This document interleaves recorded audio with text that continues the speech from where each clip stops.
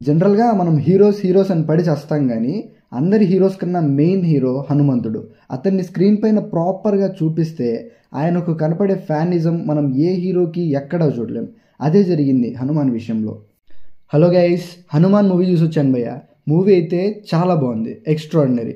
వెళ్ళి వెంటనే చూసేయండి, లేకపోతే ఒక మంచి సినిమాని మిస్ అవుతారు. ప్లాట్ చాలా సింపుల్. ఒక సూపర్ హీరో సినిమాకి ఏం ప్లాట్ ఉంటుంది అంటే, జనరల్గా మనం హాలీవుడ్ సూపర్ హీరోస్ మూవీస్ తీసుకుంటే, ఒక సూపర్ హీరో ఉంటాడు, వాడికి విపరీతమైన పవర్ ఉంటుంది.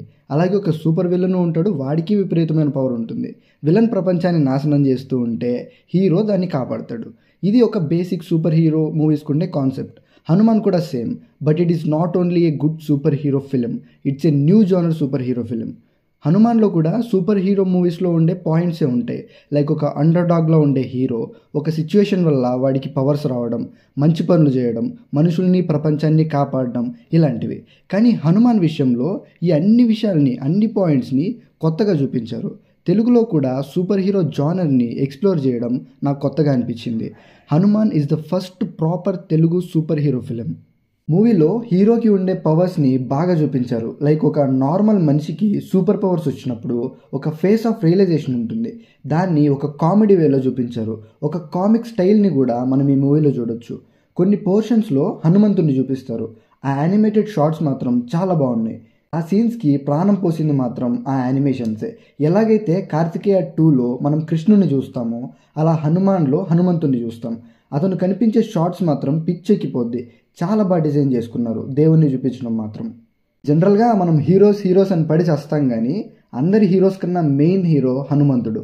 అతన్ని స్క్రీన్ పైన ప్రాపర్గా చూపిస్తే, ఆయనకు కనపడే ఫ్యానిజం మనం ఏ హీరోకి ఎక్కడా చూడలేం. అదే జరిగింది హనుమాన్ విషయంలో. హనుమంతుడు కనిపించే విఎఫ్ఎక్స్ చాలా బాగున్నాయి. మిగిలిన మూవీలో కూడా విఎఫ్ఎక్స్ బాగానే ఉన్నాయి. కానీ కొన్ని చోట్ల మాత్రం ఇది విఎఫ్ఎక్స్ అని తెలిసిపోతూ ఉంటుంది. బట్ అది ఇగ్నోరబుల్. ఎందుకంటే మూవీ బడ్జెట్ 55 crores. అంత బడ్జెట్లో ఈ అవుట్పుట్ వచ్చింది అంటే గుడి కట్టేయచ్చు. కామెడీ పోర్షన్స్ కూడా బాగున్నాయి. జాంబిరెడ్డి మూవీకి మనం ఎలా అయితే నవ్వుకున్నామో అంతకంటే ఎక్కువ నవ్వుకుంటాం. గెటప్ సీను, సత్య, వీళ్ళ కామెడీ బాగా వర్కౌట్ అయింది. మెయిన్గా మూవీలో ఒక కోతి ఉంటుంది.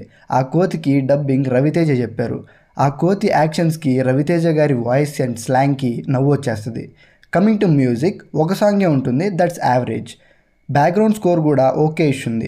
కానీ ఏదైతే హనుమాన్ విఎఫ్ఎక్స్ షార్ట్స్లో అప్పుడు వస్తుందో ఆ క్లైమాక్స్ బీజిఎం, ఈ రెండు చాలా బాగున్నాయి. మూవీలో ప్రశాంత్ వర్మ మార్క్ కనిపిస్తుంది. He knows public pulse, he know how to play kabaddi with the public. Trending డైలాగ్స్ని, ట్రెండింగ్ పీపుల్ని తీసుకుని కామెడీ జనరేట్ చేయడం, ఆడియన్స్కి లెక్కలేనని సర్ప్రైజెస్ ఇవ్వడం. అంటే లైక్ మనం మూవీ చూస్తున్నప్పుడు అనే ఫీలింగ్ అండ్ షాక్ వస్తుంది కదా. ప్రశాంత్ వర్మ మూవీస్లో అలాంటి షాక్స్ చాలా ఉంటాయి, లెక్కలేనని ఉంటాయి. ట్విస్ట్స్ కానీ, ఎలివేషన్స్ కానీ కొత్తగా మరియు ఆశ్చర్యపరిచే విధంగా ఉన్నాయి. క్లైమాక్స్ మాత్రం ఒక 10 minutes ప్యూర్ గూస్ బంప్స్ అయ్యా. అసలు క్లైమాక్స్ ఏదైతే ఉందో మనం హనుమంతుడిని చూస్తాం. హనుమాన్కి నెక్స్ట్ పార్ట్ని కూడా రివీల్ చేశారు, దట్స్ జై హనుమాన్. 2025లో వస్తుంది అని చెప్పారు. థియేటర్స్ నిండిపోతాయి ఆ మూవీకి మాత్రం. That's it guys, meet you with another review. By.